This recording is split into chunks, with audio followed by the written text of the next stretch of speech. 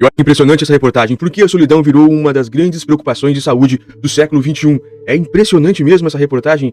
Joga pra lá eu ali que eu quero começar a ler neste exato momento, porque a solidão virou uma das grandes preocupações de saúde do século XXI. Qual que é o problema da solidão? E o André Biernoff, que é aqui do Brasil, lá em Londres. Eu gosto muito quando o André escreve, viu?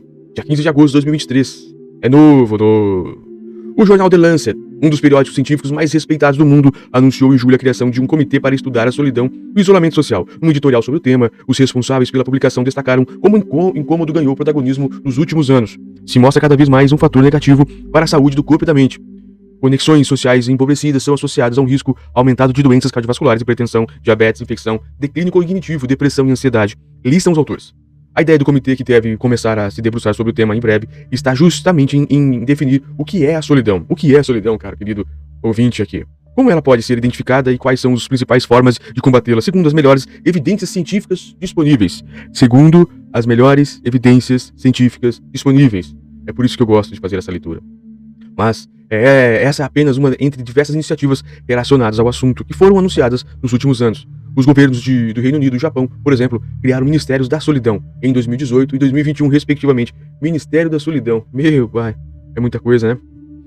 Já o médico Vivek Murthy, o atual US Surgeon General, uma das principais autoridades de saúde dos Estados Unidos, declarou em maio deste ano que se sentir só equivale a fumar 15 cigarros ao dia em termos de prejuízos à saúde. Mas por que a solidão ganhou tantos holofotes recentemente? Nossa, 15 cigarros? Tópico: é possível ser feliz sozinho? Uma das principais dificuldades quando pensamos no impacto da solidão está em definir exatamente o que é esse incômodo. Abre aspas. O sentimento de solidão é uma experiência individual, não basta estar isolado. Afinal, muitas pessoas que estão sozinhas não se sentem necessariamente solitárias e, na contramão, tem gente que está no meio de outros indivíduos, mas isso não é garantia que elas se sintam conectadas. Reflete o psiquiatra Lucas Spangenberg, pesquisador do Instituto do Cérebro da Pontífica Universidade Católica do Rio Grande do Sul, a PUC-RS. Abre aspas. A solidão é uma sensação de desconexão, de não pertencimento a um grupo social, que traz implicações emocionais e comportamentais, e isso está relacionado a uma série de desfechos negativos do ponto de vista de saúde mental e física. Complementa ele. Essa relação de solidão e prejuízo ao corpo e à mente está bem documentada numa série de pesquisas. Uma delas, feita em 2010 na Universidade Brigham Young, nos Estados Unidos, revelou que indivíduos com relações sociais fortes têm 50% mais chances de sobreviver por mais tempo em comparação àqueles que interagem menos com o meio onde vivem.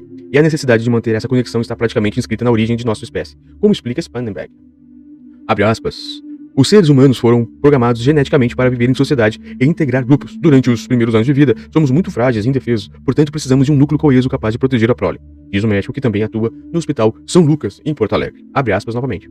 E essa coesão social forma famílias, grupos, sociedades, países, lista ele. O especialista também chama a atenção para um comportamento de centenas de indivíduos realizado pela Universidade de Harvard, nos Estados Unidos, há 80 anos. Abre aspas. Os autores desse levantamento observaram que o fator mais importante para sentir-se feliz no final da vida não era sucesso financeiro, emprego dos sonhos, fama ou dinheiro, mas sim coesão social, diz Spangenberg. Abre aspas ainda. A grande variável associada à sensação da felicidade foi justamente ter relações importantes e significativas ao longo da vida, completa ele. Solidão é lava, que cobre tudo. A enfermeira Juliana Teixeira Antunes, do Instituto Federal de Norte de Minas Gerais, em Januário, destaca que, durante muito tempo, a solidão esteve relacionada aos mais velhos, como se fosse um fenômeno que ocorresse apenas nessa faixa etária. De fato, os idosos podem se sentir desconectados com maior frequência e, geralmente, apresentam mais dificuldades para se adaptar e acompanhar as novidades. A morte de familiares e amigos da mesma geração deixa mais sozinho quem fica, explica os profissionais de saúde ouvidos pela BBC News Brasil. Abre aspas. Mas hoje, não identificamos a solidão em qualquer fase da vida, observa ela. Durante o trabalho de mestrado, Antunes decidiu estudar como esse incômodo afeta os adolescentes brasileiros. Este fenômeno, abrindo aspas, este fenômeno de vida caracterizado pelo indivíduo social, pela criação de vínculos de relações, caracteriza a pesquisadora. Mas, abrindo aspas novamente, mas infelizmente, hoje em dia a solidão afeta um número considerável de jovens. Fecha. No levantamento que usou inquéritos epidemiológicos nacionais de 2015, cerca de 15,5% dos adolescentes entrevistados relataram que se sentiam solitários, abre aspas, na maioria das vezes, ou sempre, fecha. Um dos fatores que parece contribuir para esse cenário é a violência familiar, as agressões e o autoritarismo dos pais, diz Antunes. Abre aspas. Por outro lado, a prevalência de solidão era baixa entre os jovens que relataram hábitos mais constantes, como fazer refeições em família com frequência ou ter o apoio de pais que se preocupavam em conversar com eles. Detalha ela. A solidão é fera, a solidão devora. Sempre com pequenos poeminhas. Ou tópicos. Mas por que a solidão virou um assunto urgente de saúde pública nos últimos anos? É a pergunta central aqui, eu acredito, desse artigo. Para a psicóloga clínica Dorli Kamaguchi, do Laboratório de Neurociências do Instituto de Pesquisa de Psiquiatria da Universidade de São Paulo, IPQ-USP, há vários fatores que contribuem para este cenário. Abre aspas. Acabamos de sair de uma pandemia de Covid-19 em que havia necessidade de isolamento social, por exemplo. Contextualiza. Mas agora não estamos mais na crise sanitária e mesmo assim, algumas pessoas não querem mais frequentar lugares ou fazer encontros presenciais. Fecha.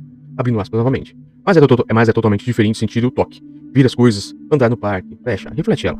Em outras palavras, a necessidade de ficar em casa para evitar o coronavírus fez com que muitos encontrassem nesse ambiente uma zona de conforto da qual não querem sair agora. Antônio destaca que aos poucos a solidão gera outros sentimentos negativos. Abre aspas. Como o passar do tempo surge o medo, a angústia, o sofrimento. Fecha. Diz. O editorial do The Lancet aponta que a solidão é, abre aspas, um produto de como a sociedade e o mundo ao redor de nós estão organizados. Fecha.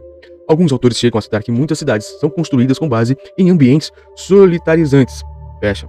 Abrindo aspas novamente. Nosso ambiente físico, ditado pelo planejamento urbano, pode impedir a conexão social se não se permitir a interação e engajamento, diz o texto.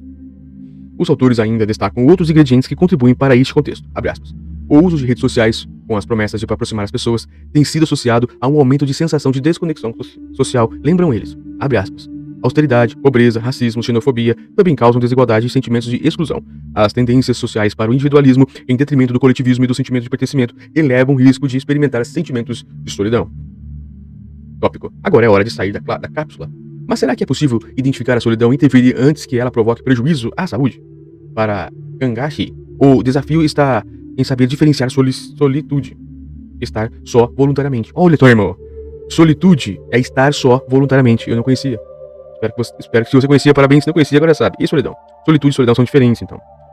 Assim, tem um pitaco. Solitude é quando você quer ficar sozinho e solidão quando você é abandonado. Reservar momentos para ficar sozinho é importante e saudável, diz a psicóloga. Abre aspas. O problema é quando você fica o tempo todo desligado do resto do mundo e começa a desaprender os códigos e as condutas das relações sociais. Complementa ela. Abre aspas novamente. Na solidão, o isolamento não está mais a serviço de uma experiência de bem-estar, como uma leitura ou um contato com a natureza, mas passa a apresentar padrões prejudiciais como ficar apenas em casa, abusar do álcool e outras drogas e se desconectar do restante da vida, concorda Spangenberg. O psiquiatra acrescenta que a solidão geralmente acontece junto de descuidos com a própria saúde e aparência, perda do autocuidado e irritabilidade em momentos em que é necessário ter contato com o outro. Em alguns casos, a própria pessoa consegue identificar esses sinais de alarme. Em outros, é necessário o auxílio de um familiar ou colega próximo que pode observar padrões e prejuízos na vida da pessoa solitária. Diagnosticado o problema, é possível lançar mão de algumas intervenções e cuidados que previnem a evolução de um isolamento social voluntário para algo ainda mais grave como quadros de ansiedade e depressão.